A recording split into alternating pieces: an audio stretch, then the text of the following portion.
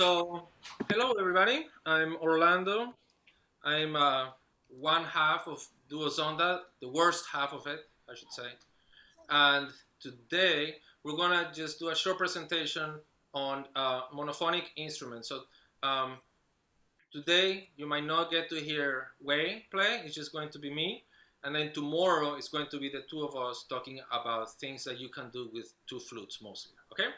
But today I figured that um, while I am a flute player, I wanted to share with you a couple of things I've noticed about writing for flute that has been, what can I say?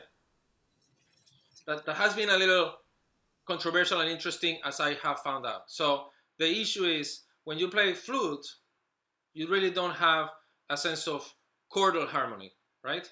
In fact, when I was proposing this talk, I was checking with friends and titles of it, and the title that somebody said is like, "Is there harmony in monophonic instruments?" So I didn't want to call that because yes, there is harmony in monophonic instruments. So, but there is something really interesting about composing for monophonic instruments. I figured that during the pandemic, there might be a lot of composing for monophonic instruments since people might just be playing by themselves. Not only piano, that is, right? So I figured that I talk a little bit about some examples of how you can create a sense of harmony and tonal centers, based on what like really established composers have done. So I'm going to start with some dead people, and then I'm going to go with less dead people, okay? People that are more alive, okay? So one of the people I want to start is actually the, the, the etude book I have. It's a book called Scales and Arpeggios. And this is an interesting thing. So a little bit of theory here, right? So 7 chords. How many kinds of 7 chords are there?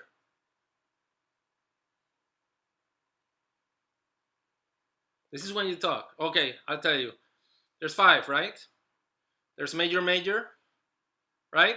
Major, minor, minor, minor, right? Then diminished minor and fully diminished, right? And the diminished minor is half diminished. Everybody follow so far? Okay? Maybe I said it wrong. Okay. And the reason why I know that is because I play this. Thank you, Brooks. Is because I play these chords a lot of the times. Okay. And the person who wrote this, he wrote and he says, these are 7 chords, and I believe him because they're printed that way. So this is what happens. I play my major major chord, C major major, right? Right? Or whatever exercise he gives it, right? And that does sound like a pronoun. And then when I do major minor, it definitely sounds like a dominant chord going to F, right?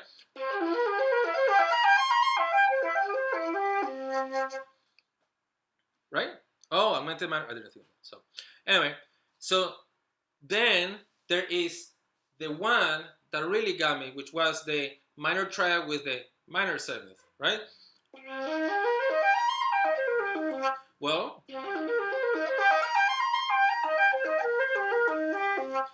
it so happens that to me, after I play that, that sounds like a minor chord with a 6 in, a major chord. Instead of sounding, I hear it as this.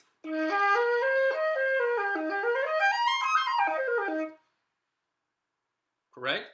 So suddenly I realized that doing these exercises, and some of them can be very long, it sounded to me like, okay, so I know that I'm supposed to play a C minor minor 7 chord, but I'm really playing an E flat major 6 chord, right? So I thought that, of course, it all depends on many different things. If I wasn't telling the audience what I was playing, then it sounds a certain way. So it almost sounds like this is the tonal center.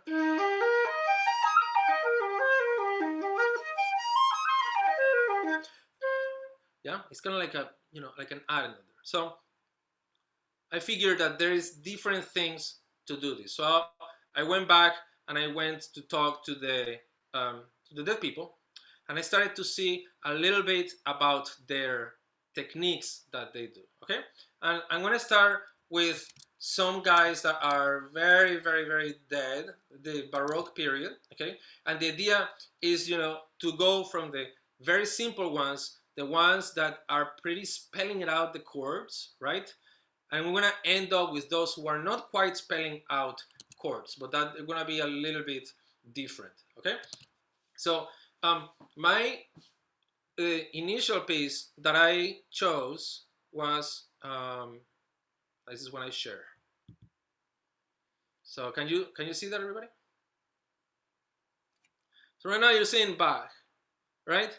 And again, you can already tell just by skimming over the part that there's a bunch of chords, right?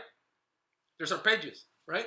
So the important thing to remember here is that he actually writes them over time, because you cannot play it all at once, but also, and this is the cool thing, he uses it by placement of the lower note, okay? And that was very typical of the time.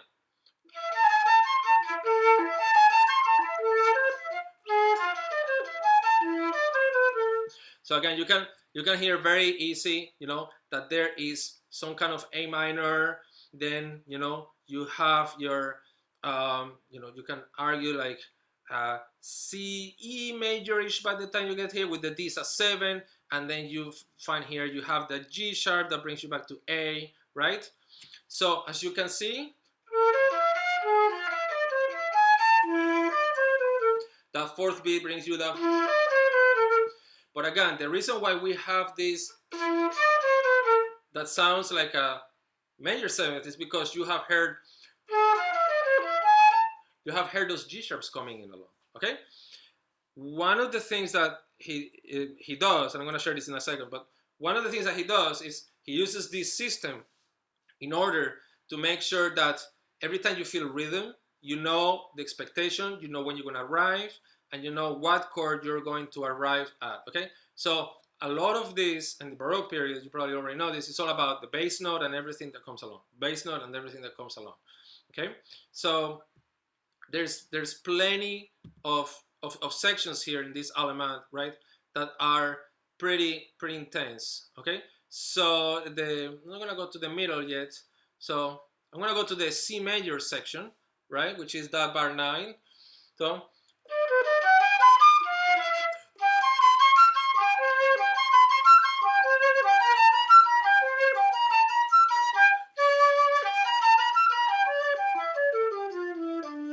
and just by changing that bass note, that C sharp, right? And remember, he sets up a pattern. The pattern in bar 10 is C. Oh, sorry, bar 9.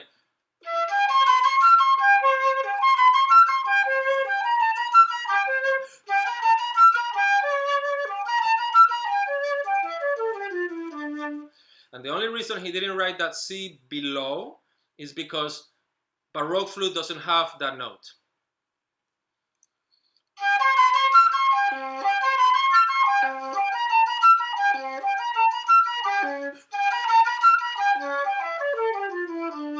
So then you can hear the. So in a way, you can hear how he's moving the bass. The bass is really important because it sets everything up in between, very in a chordal way, okay, in a very chordal way. So by doing that, you have layers. You have the bass and everything that is in between. That's kind of like filling in that sensation of chords, okay. And he can get very, very complicated. In fact, one of the interesting things about this piece that I always wonder about is the beginning. It doesn't have a downbeat. It starts with a 16th note raised, right? And I'm going to explain later why that's important. So, but it's only that beginning that doesn't have the pa pi pa pa pa pa pa pa pa. And that I always found very interesting, because why not have that beginning, okay? Even at the end, he has it, okay? So after the second section,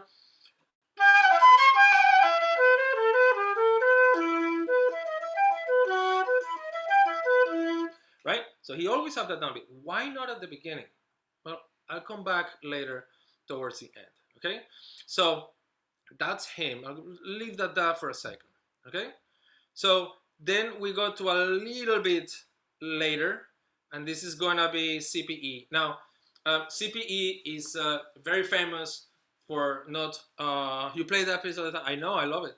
CPE is very famous for being not only, Bach's son, but also, an entry towards what it will be the later become kind of like the classical period, right? So there's a whole entire different feeling of Sturm und Drang here. And here, that's when we start to imply a lot of different things, different chords and different harmonic motion here. And this one particular piece is particularly beautiful, not so much by the chords that are there, but sometimes by what it's missing. And I'm gonna explain that in a second. By the way, curious enough, out of the 6 flute sonatas that Johann Sebastian wrote, there are some that are now believed that were completed or started by CPE because they were used as concert pieces. They were used as, teaching pieces, okay? So for example, the Bach partita that I was just showing you, he also wrote a partita in C major for flute alone.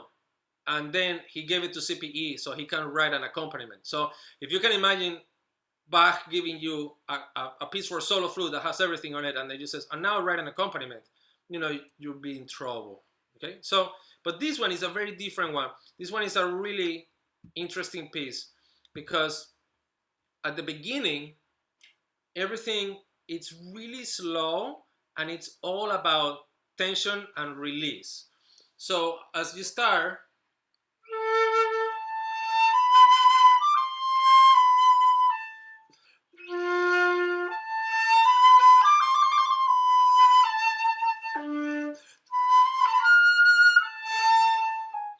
well, there's a lot of appoggiatura. There's a lot of, if this is an A minor chord, you need to lean on that D to provide that tension that doesn't belong there. That's a non-chord tone.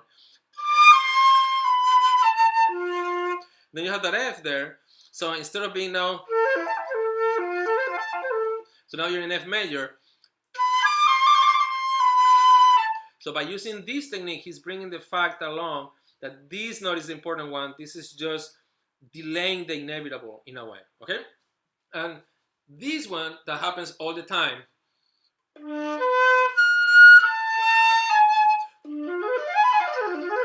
it's a fully diminished chord,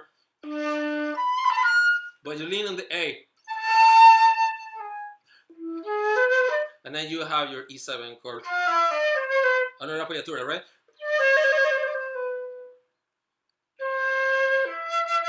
And then suddenly you are in C major, okay? So it's not only the appoggiaturas that work there, but then if you can hear this,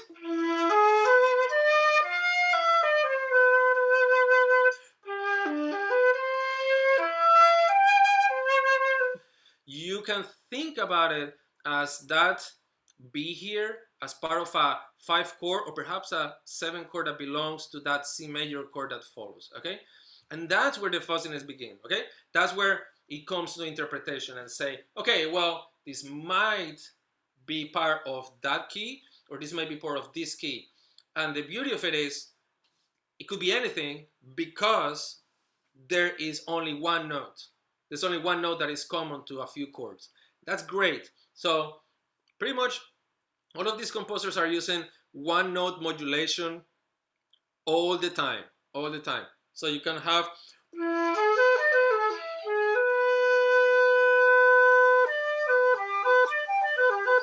right, and by just keeping that B, you preserve that sensation of the previous chord. Okay. Now I said that a lot of this it's all about the beauty of what is missing. Okay. So I'm gonna get to the little bit of the ending of this movement, which I find really interesting and really charming. Okay, so this is towards the end of the piece, right? And I'm gonna play a little bit from 74. It's gonna go faster than you think, and the idea is to experience it all the way to the end.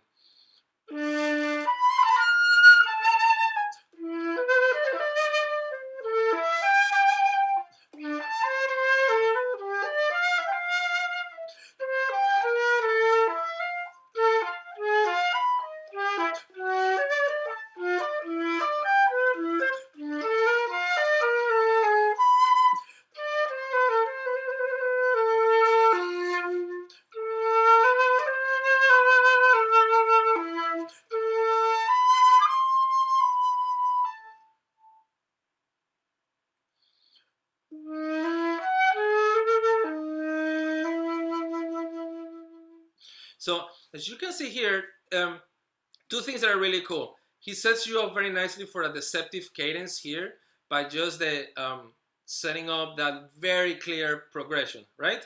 So from 84,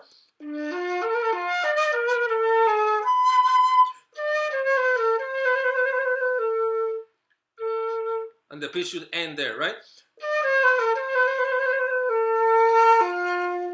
But then suddenly it jumps into an F, okay? Instead of resolving into F, it goes into A minor, which is the home key. It goes into F major. And then the cool part about this piece is this section over here, okay? The bar that has empty bar. Why would you put an empty bar for a monophonic instrument? It always boggles me, right?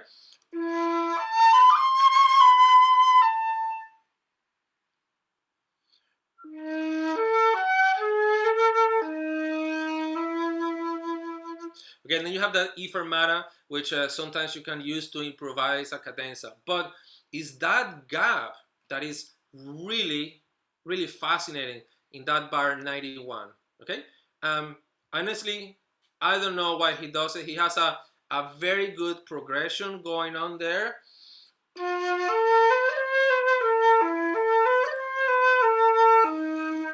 But he doesn't go directly there. He holds it and breaks it, almost like it's the end of the piece already.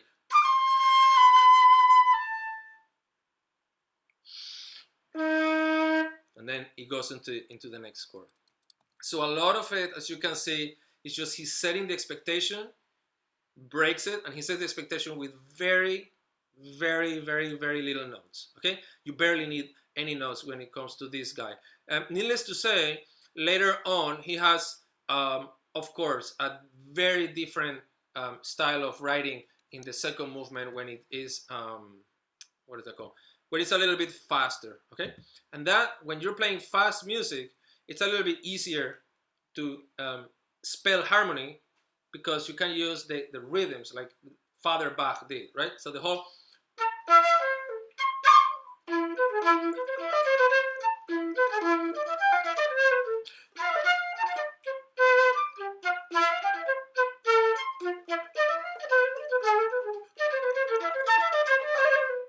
but you can see all of the time it's about the downbeat. Boom, pa, beep, pa, boom, pam, pam. And all of those notes that are placed in the downbeat, very important.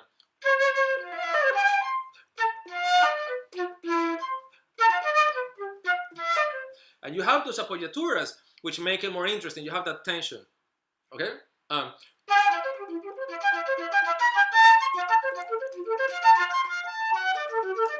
So anyway, so that is just chordal harmony. Typical, typical, typical. At least he has downbeats, not like his father, okay? I know that there's going a lot of chat, so if somebody's asking a question and I am not seeing it, I would like to apologize. Okay, so if you have any questions at this point, let me know. Okay, just yell. Okay, just scream enough. Okay, good. So that's good. So that's two things to talk about, right? As to think about what you're composing, right? One of them is obviously you can spell the chords, but be mindful of those downbeats. Be mindful of the strong beats. Okay, be mindful of those that are very straight, you know, and then think about what follows after, right? Of the line that follows after. Okay. The other thing that you can think about, bass, right? Bass. As humans, we tend to go towards a bass frequency. We like that for some reason, right? If you listen to any pop music, right, you're gonna have your lyrics and your singer, and then you're gonna have a bass line that goes in between, right? For some reason, the middle, as long as you fill it up with chords, with a piano, keyboards, guitar, right, it's a little bit less, I don't know, less grabbing, I wanna say that word, okay? But the bass is very important. So that low note is gonna be very, very important as you're writing any of your compositions, okay? Let me see, I'm gonna, this one that I'm looking at, I have a very bad version, so I'm gonna need to reset a little bit the page here for your benefit, okay? So let's move to the 20th century.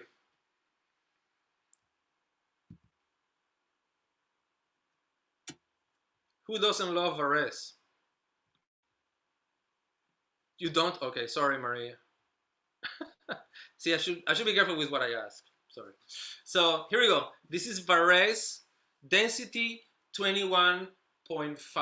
Okay, and this is a completely different style now of holding a tonal center, like completely different. Okay, so this time Varese is using that one note as tonal center and then going around in a way that is changing it slowly but surely. Okay, so for example, he starts with what I call, again, an appoggiatura in a way. Actually, the F sharp is pervasive for a while during this place.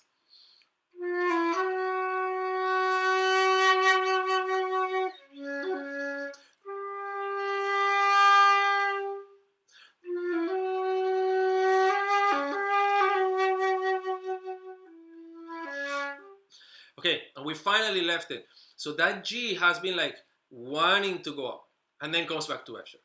And then wants to go, no, one more time F sharp, bar 4. And then finally we're starting to come up and getting away from there, right? So it starts, returns, returns. Okay, now we're going. Okay, we've shifted B flat.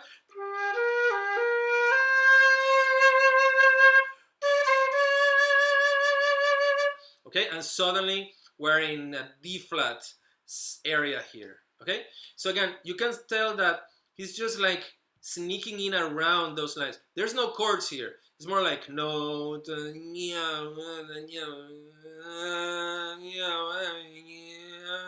right? And he's doing that in order to create a sense of motion, a sense of line. And it connects everything very well. So, for example, the beginning has that motif that is going to be pervasive through the whole entire piece. So that's 2/16 eighth note. Happens again in 9. But this time you're sure that it's D flat. It's the same D flat at the beginning and at the end. It's not an appoggiatura. Okay? And then in 17 is a return to F, right?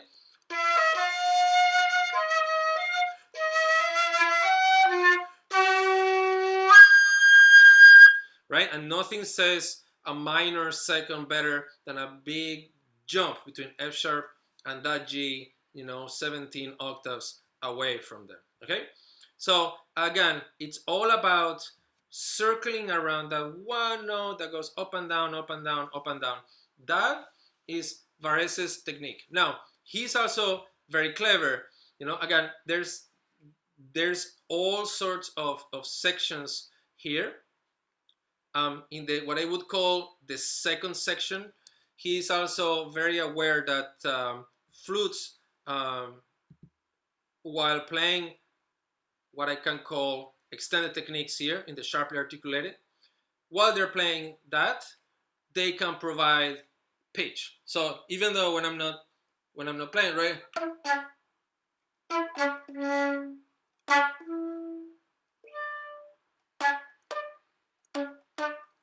Right? So the idea is that even with that, you have now pretty much two notes that you're hanging on to: the E, C sharp, E, C sharp, E, boom, so it starts moving there. But even without needing to have a lot of notes, the space fills it up for you. So again, in the bottom line there,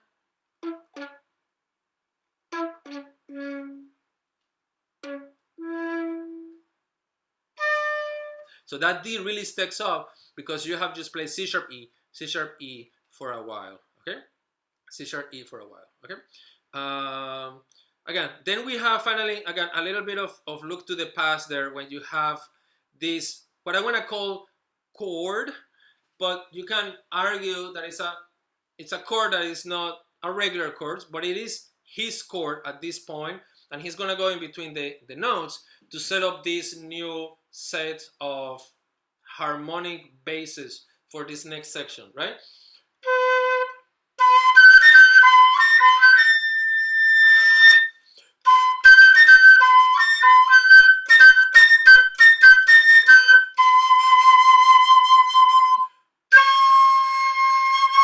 And then the big switch. And the reason why that C is so effective is because that B is always in the bass. Downbeat.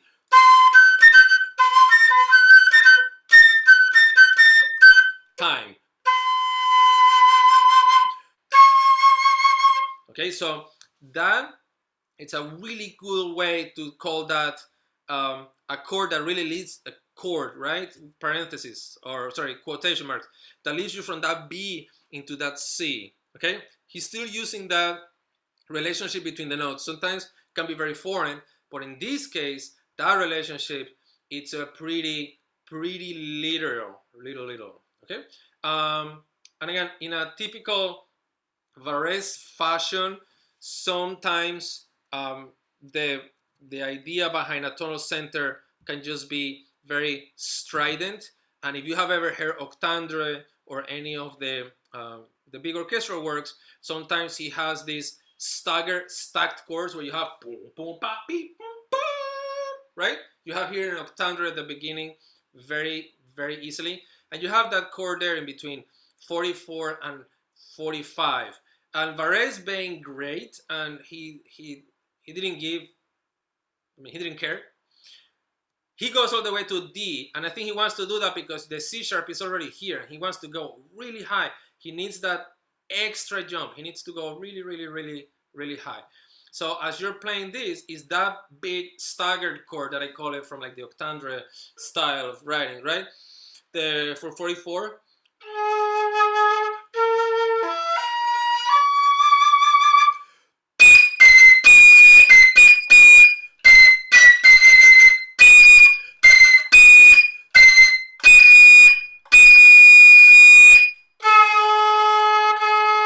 Right? And then, of course, the tritone, okay? Which is a really foreign relationship to that.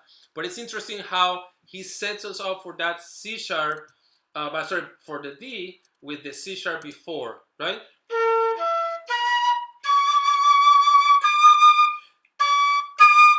So you're supposed to go to the D. But then he really brings it in. And then the cool thing about it is ends with D. The farthest note you can get to a tritone.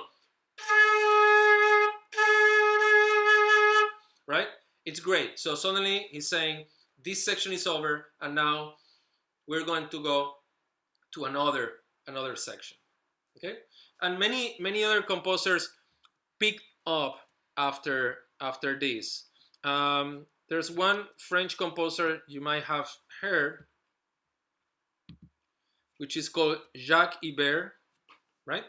And Jacques Ibert uses more or less the same style of technique, okay? And this is the piece for flute solo that he wrote for a very famous composer called performer called Marcel Moïse. And Marcel Moïse is the guy who wrote the exercise book I started to talk. Well, the story about this piece is pretty cool.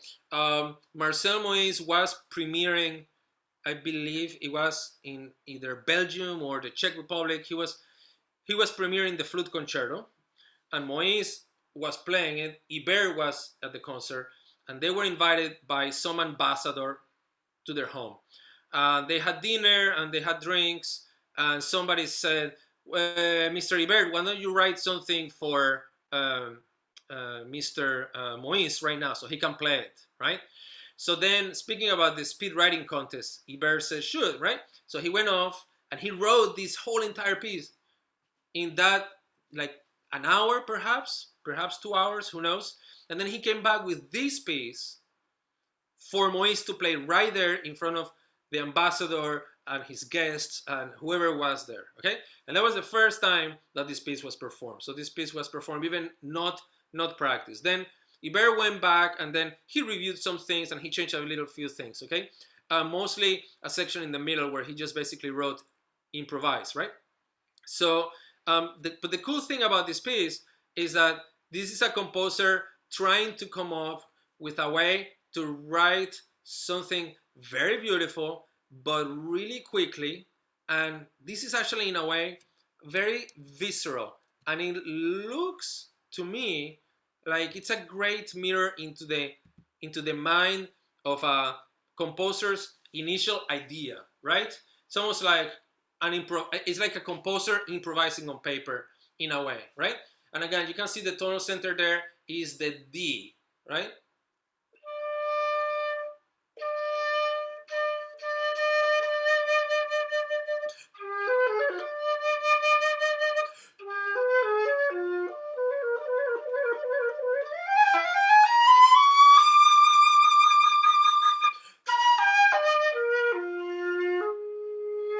And then we have a tritone again. So again, he's really clever here, in which he's trying to go as far away from that initial D as possible, right?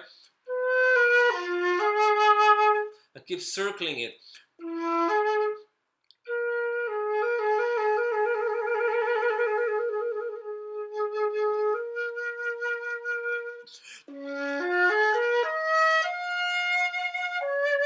And then we finally are in D flat major in a way that he does very clever. So he switches that A flat tone center to B flat tone center, and then he goes into D flat through the trill, right?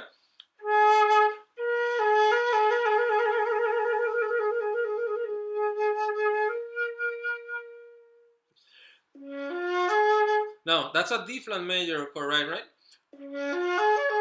But there's that sixth.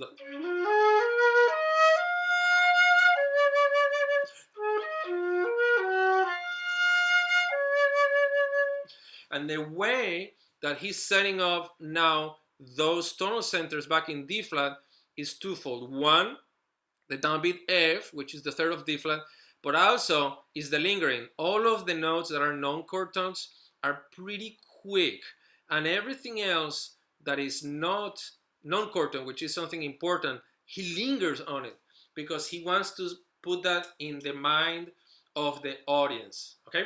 And that is another way that he almost steals from Varese in a little way, okay? If you play a note and you set it up for a while, eventually that's going to kind of be your earworm. And you can start to then work away from it or with it or against it, right? Well, like what he does with the tritones, and why not, okay? I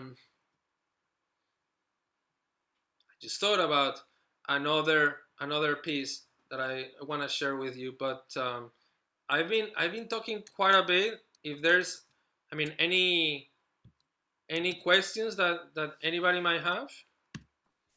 So I had a little bit of a question on this. I'm still like forming my thoughts on it because you're throwing a lot of really good stuff, and it's kind of turning the gears on me. But I guess okay, so it's like as a performer coming from like this like tonal repertoire into more atonal repertoires, how do you go about like making the decision? Because like you can kind of have these like analogs of tonality, right? But it's like sometimes those can like kind of persuade you of the wrong connections. You know what I mean? Like, but I mean, I feel that you're doing it well and nuanced. But I wanted to ask kind of how you catch a red herring. You know what I mean? Absolutely. Yes. No, that's great. I love that question. At this point, first of all, um, interpretation is a big part of it, right? So by all means, I'm not saying that this is the one and only way to see these things, okay? And that's why I'm saving that back thing a little bit towards the end, because I wanna open that to the floor in a way. Couple of things come to mind. I think spending time with a piece will tell you after a while about that red herring, okay? Because interpretation changes with time and with experience and with listening to other music, right? And that's a big part of it. There is also the idea of talking to other people that might have other interpretations different than yours, right? And that's great because it's good to have a different view. It's great. It's great. I love for somebody to say, I totally don't see it this way. I totally hear it this way. And I'm like, wow, that's great. Maybe when I do it again in 3 years from now, I might hear it differently, right? Because I might have heard some things. Okay, so I guess there's no real way to get a. I mean, I don't know. I'm not afraid of the red herring thing, because I think that if I have a good idea, a good reason why something it is, musical reason, I can stand behind it and I can say, I really think that he meant F major here as opposed to A minor because of this, right? And somebody else might say, actually, no, because of what happens earlier, or what happened before, or what happened yesterday, who knows? Or I I know. I totally agree. I guess the reason that it was in my head is like I was thinking about like Schoenberg like era composers who were like intentionally avoiding some of this stuff, even though it's like smack dab in their music, obviously. You know what I mean? So it's kind of like it's obviously there, but then like they don't like want it to be there. So it gives this interesting tension to me. Right. No, it's amazing, because when I teach about 12 tone music to to the kids in Berkeley here, well, to the students, I shouldn't say kids, to the students in Berkeley, I find them, like I teach the piano preludes, and the piano preludes are 12 tone, and then he goes kind of like in the third bar, repeated B flat, pa pa pa pa pa pa pa pa pa pa pa pa, right? And it's just like, okay, Arnie, you're breaking your own rules, dude. Don't repeat the, right? What's going on, right? And again, it does set it. Even when you, like exactly what you said, even as you try to avoid that total thing, it happens. You lean onto those notes, whether the composer meant for it or not. Sometimes it just pops out. It's fascinating. True. And again, I'm gonna follow up on that question with let me see if I can quickly find, not this one, but this guy.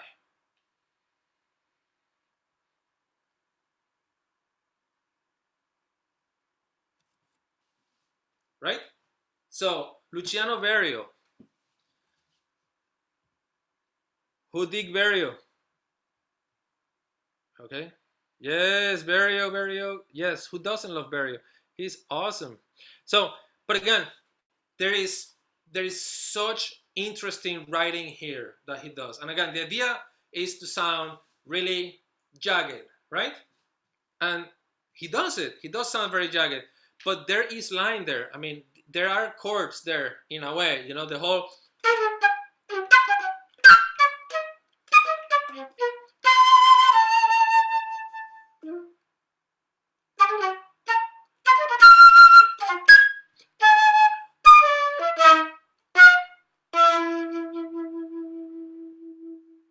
Now, I mean, there's many different ways to analyze this piece, right?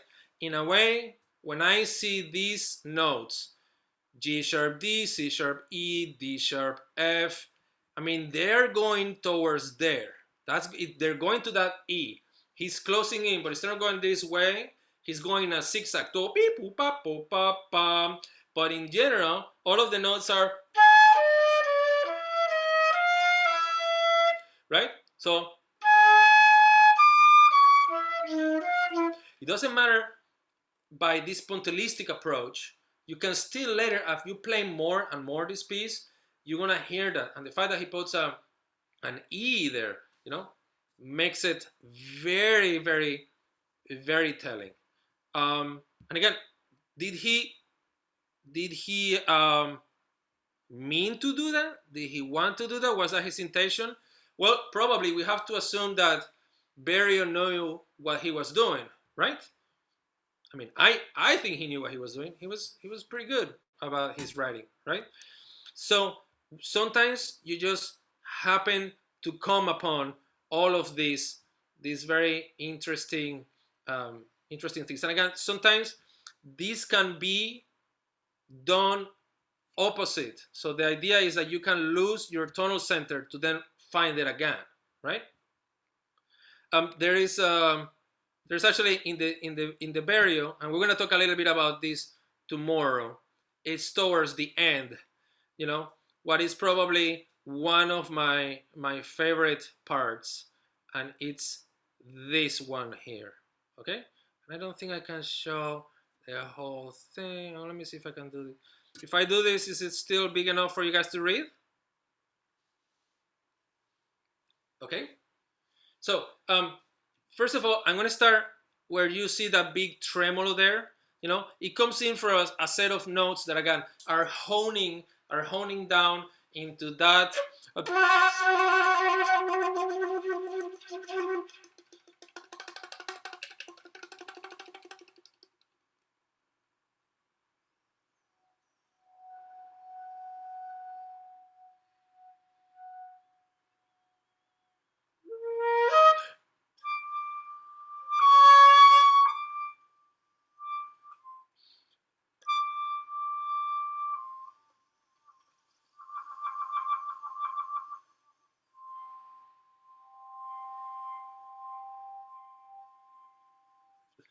Now I don't know if you could hear that was so soft, but he asked for it to be that soft. Okay, so let me get back to that and notice how two things he does that is brilliant. First of all, you can hear the pitch very clearly from the right. He does that so that you can hear all the keys remaining, right? And then the F sharp that comes in so very soft, quintuple piano, right? And then honing back into this C major. I don't want to say C major, but the C with the harmonic until you actually get a C feeling. I mean, you have a G and a C in the multiphonic.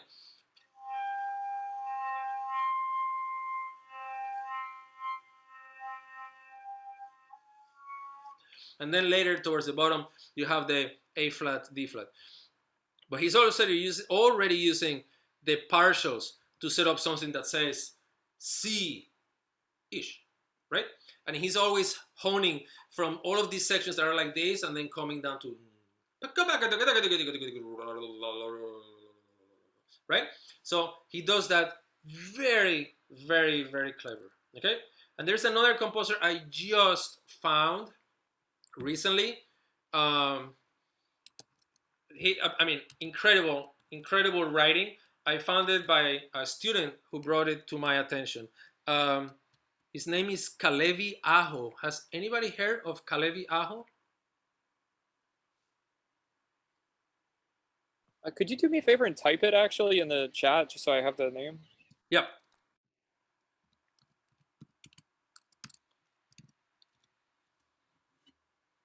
Just while we're stopped, if I could interject a quick question, it's just like been burning in my brain since you started. Based on, I love that you're adding so much analysis and theory to your playing to justify like your points across so much. But would you say that the time period of the music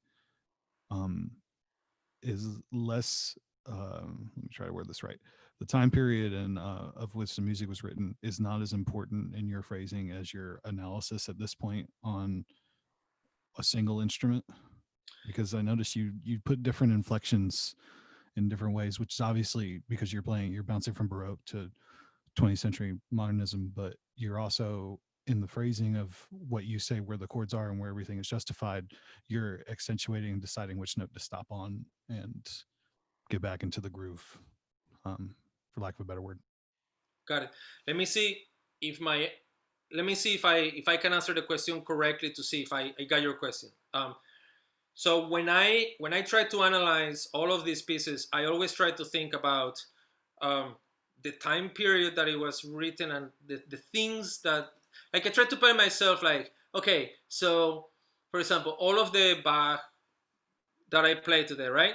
They knew dances, they knew ballet, right? They knew all of these things. So when you play any of their music, you know that sometimes they even write it. This is this piece. This is this dance, right? This is a jig. This is a corrente, right? So with that helps me a lot in the interpretation and, to put it in places that is very clear, right? When you get to the 20th century, I notice, and you might have noticed yourselves, that the bar line gets a little bit more movable. It's softer in a way. I call it soft, right? I mean, what's his name? Berio dispensed with the bar line in the sequenza in a way. He just kind of puts like these little notches of this is the time marking, okay? But there's no real bar per se. It's just one beat and then the next beat and then the next beat, and in between these beats you have to do stuff, right? And it's very different also for the Varese. In the Varese, I almost feel that he definitely took the bar line and he took it away. He was just using it as a guide for the player, except when there's definitely places where he's influencing. So yes, I'm trying to be always very careful to think. Okay, I'm analyzing Bach in the way that Bach would have played it, even though when I'm only going by what I read and what the music I've heard, and when I'm going by Varese, and when I'm going by the 20th century, I'm thinking, okay, well, these folks had electronic music, they had metronomes, they had electricity, I mean, they had all sorts of stuff. So I'm trying always to really focus on I'm trying not to mix, if that makes any sense, Brooks. Does that answer your question more or less?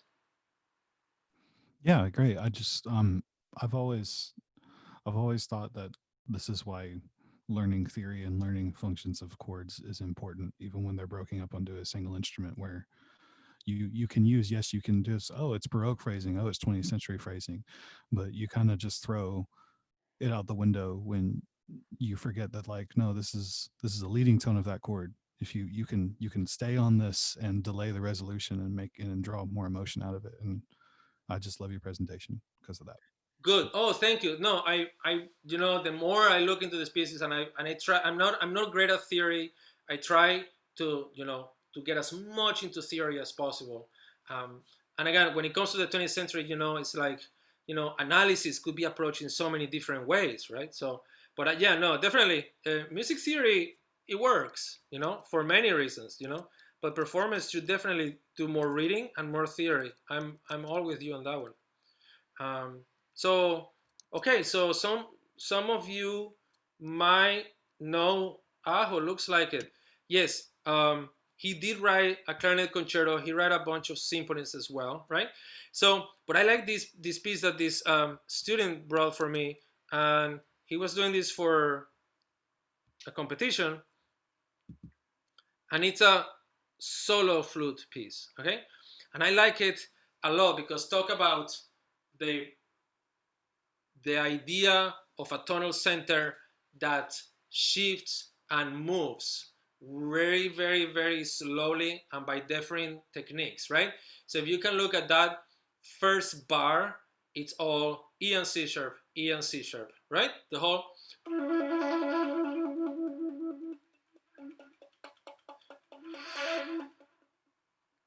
And then the G.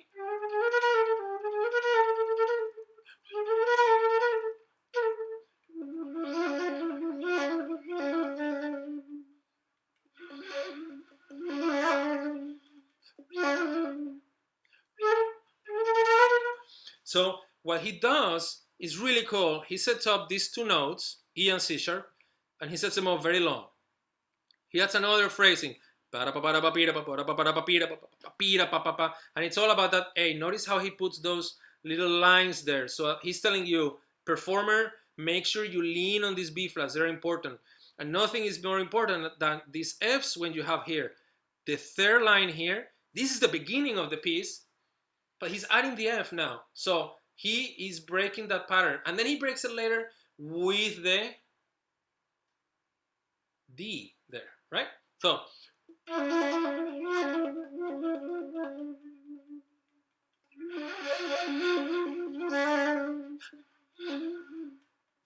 and then with these techniques, it's almost like saying the shadows of changes. Or oh no, it's coming back, it's coming back. Oh, it's coming back, it's coming back, okay? So these are when he uses two notes very, very, very close to each other. A little bit down the line, he expands by interval. And I find this fascinating. So after he has developed this idea a little bit, suddenly you can see in this bar how there's a whole entire line that is going to start coming up towards the end, right? So suddenly we're not always stuck between seconds and thirds and fourths. Right now we're starting to jump a lot, right? So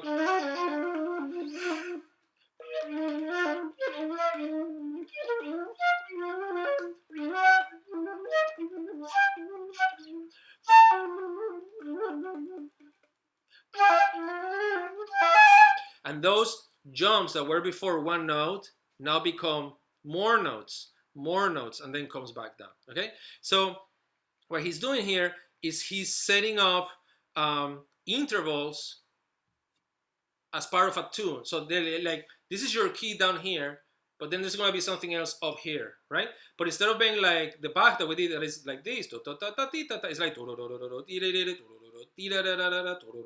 so he's really changing the key by the range of the instrument, which again is extremely clever. In a way, you can tell that he's playing a little bit on the varese that we had played before. And again, you're welcome to see this in a very different way. So, for example, I have not done any Schenkerian analysis of this piece. For example, I'm not entirely sure how to do a good Schenkerian analysis, so I have dispensed with that. But I probably should learn at some point, maybe next lifetime, how to do it really well. Okay, so it's almost that time. So I'm gonna throw to you the question that has been on my mind for a long time now. Okay, and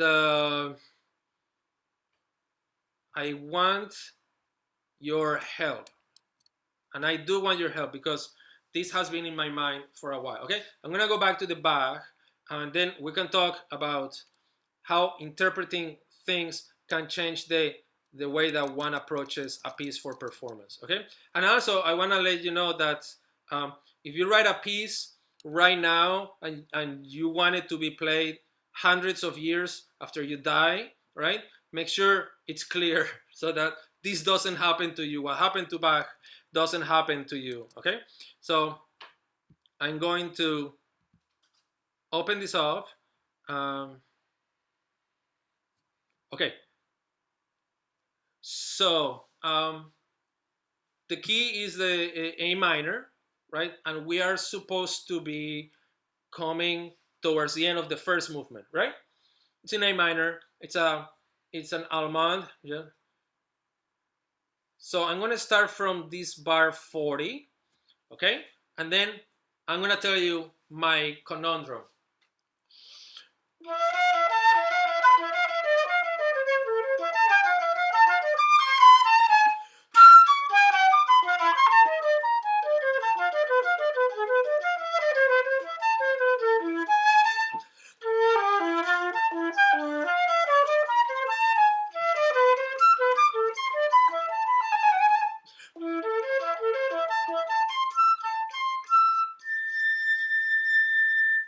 Okay, so that's the first performance. Well, it so happens that there's a few Bach pieces in which towards the end of the piece there's a little coda, and he always lands on a deceptive cadence before the beginning of this coda. Okay, he's supposed to get you back to home, but he lands on a 6th chord or something else, and then there's a teeny coda, and then you finish. Okay, so here is my question to you. There's a couple of flute sonatas that do this with keyword. Okay, but this section here with the blue, okay, that sounds to me like an A major chord, but the issue is that that is the point in other Bach pieces that I have studied where is the deceptive cadence. And then I started to look very careful about this F and then the D, and then I'm starting to think, okay, this is not supposed to be A minor. We're not supposed to be back home. This is a deceptive cadence, probably in F major, and then it goes to the next one, the next chord, because it would make sense to what I've done before. So I'm gonna play this a little bit different, exactly the same way, and then you tell me if that brings more of that F major chord or not. From 40 again.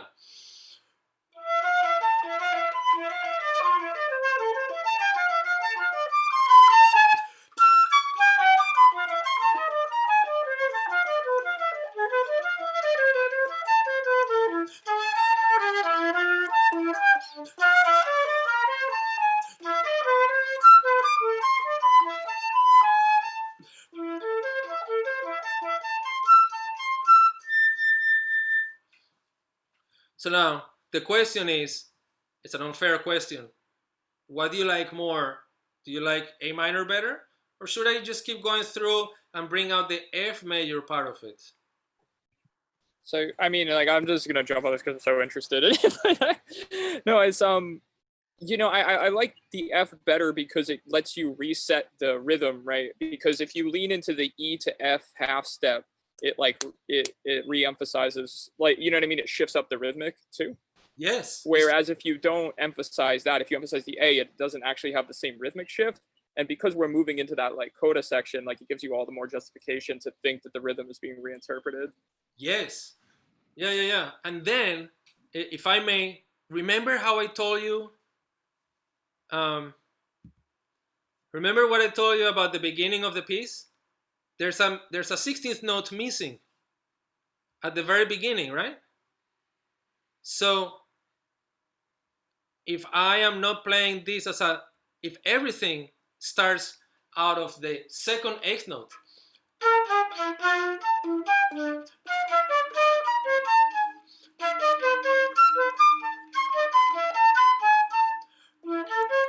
right? So the rhythm itself, by just missing that, as you say, that 16th note, shifting it a little bit, then you can really emphasize that F in the way that you talked about it. So, but isn't that interesting? I never thought about that until like 2 years ago, perhaps. And then I started to look at this other sonata, and I'm like, oh, it's a deceptive cadence too.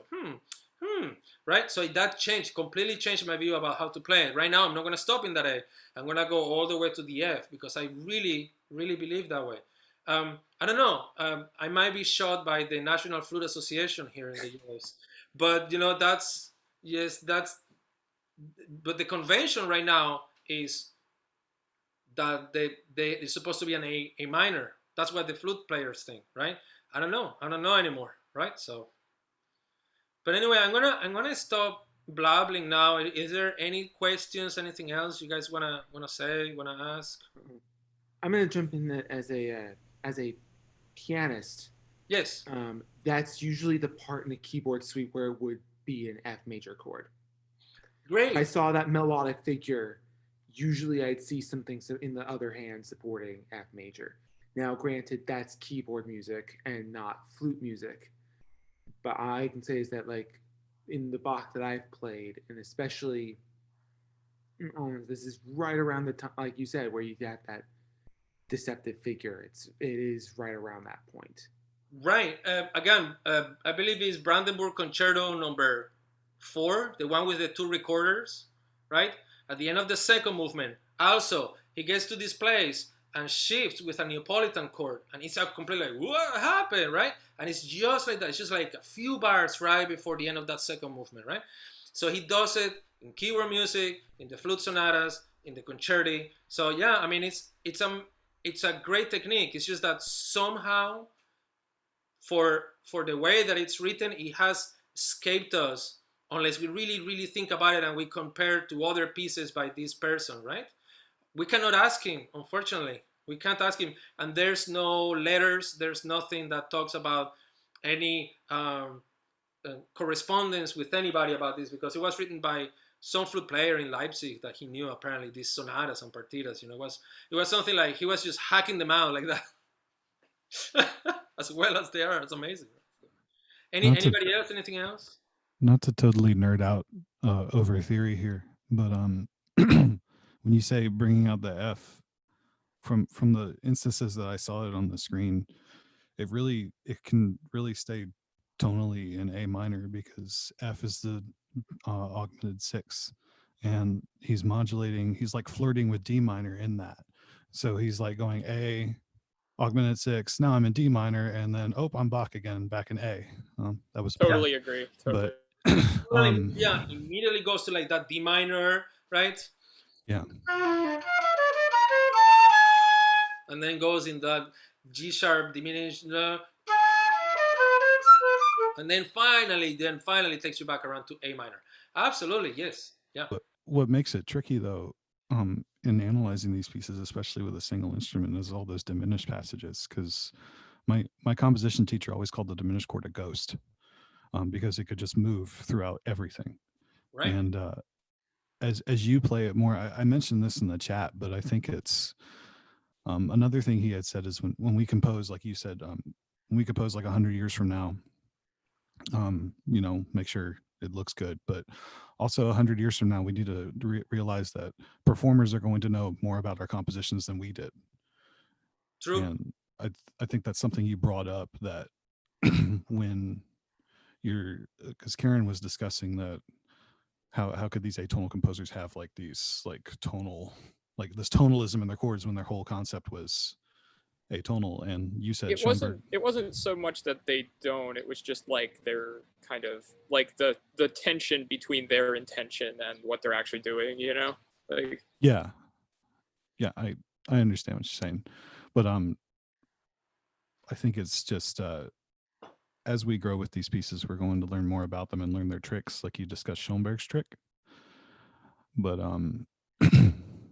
yeah, I lost my train of thought now because it's like 6. So but yeah, no, I think it still mostly retains tonality in A, but it's you posing that, well, what if I bring out F more, really just makes me think. Great. I hear, sorry, I'm reading Michael Williams' Strings by Debussy. That's awesome. That's such a great piece, right? Again, B flat, it's also a very big part of it.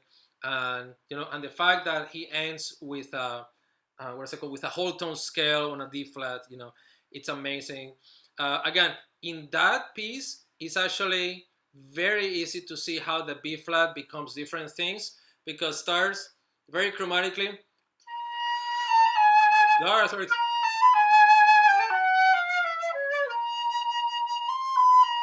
Right, but later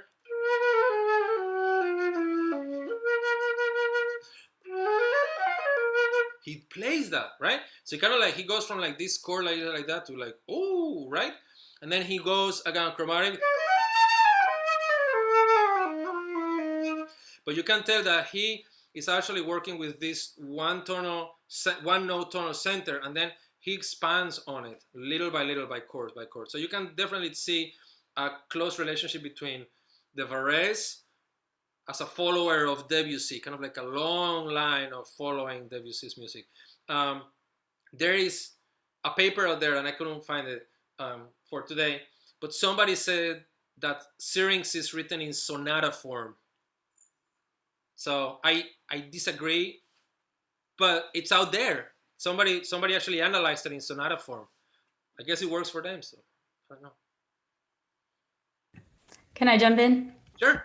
I was thinking right after you asked about the Bach thing, like this was my first time hearing that, so I was just sort of coming from it out of nowhere. And I feel like this might be influenced by the fact that it's just like, I don't know, I feel like when I listen to music from that time period, I just very much hear it as like I'm thinking about the tonic the whole time, like no matter what other notes are happening. So I feel like I just like heard that all in A as opposed to the like F thing. Okay, well that's really good to know. And I know somebody had talked about that A pedal tone as well. And that's great. Maybe, and again, maybe I am not hearing music the same way as Bach was back then, and you might be. You know what I mean? Because we have grown with a very different. I mean, we are so different from the time when Bach was alive, right? So, and who knows? Maybe an instrument, the way that you play an instrument, might influence the way you hear music as well, right? So, for example, theory to me is hard because I play a monophonic instrument. So to me, playing on the piano, time on the piano helps me a lot. You know, there's a name that keeps on floating in the back of my head. I want to make sure I get it right. Justin London, who did a lot of work in like rhythm and like understanding like long scale rhythms. But he has this distinction with meter as far. I think it's London. He has this distinction with meter of like conservative listeners versus radical listeners.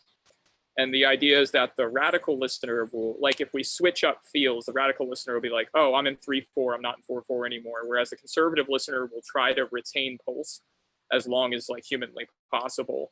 And like this distinction is pretty well supported by kind of like, you know, evidence. as far as like running studies on these kind of things. So I think that there's probably a similar phenomenon with harmony where it has the kind of degree of plasticity that your preference would allow it, you know? You know, that is kind of like the analog to like those photos, like is this red, blue, or gray or something like that. That makes sense. Yeah, we can perceive things completely different. Yeah, excellent. This is great. These are all great observations. These are great observations. Thank you, everybody. Can I add also? Sure. I mean, also like something my professor has always talked about, like with just in composition in general, is that aside from like listening experiences, also the frequency that live music was performed is a lot different now. So we're just exposed to a lot of like music in general because of like streaming and everything, versus there, like if you weren't a composer, like especially like you'd hear music maybe once a year, if that, if outside of the church. So precisely. And not only that, but if you play music, there was no records, there was no iPods, there was no radio. Like the only music was the one you played yourself, right? So a lot of people played a lot of instruments. So every time you did music as a listener, you were so well trained that you perceive music so much more deeply right away. Because even those concert goers that could afford to go to a concert already played an instrument, right? So yes, of course, they had that much more musical education backing them up. Absolutely, that's a great observation, of course. Go ahead. Sorry, if you don't mind if I jump in. Go ahead. Kind of going back to the Varese and the Debussy, one thing that my professor told me, just those two pieces are kind of staples of the flute repertoire that really influenced everything after that. Like, how have you seen that affected to contemporary pieces? Like, you know, to stuff that's, say, written in the past 10 years, even. In the past 10 years. Okay, great. So, past 10 years.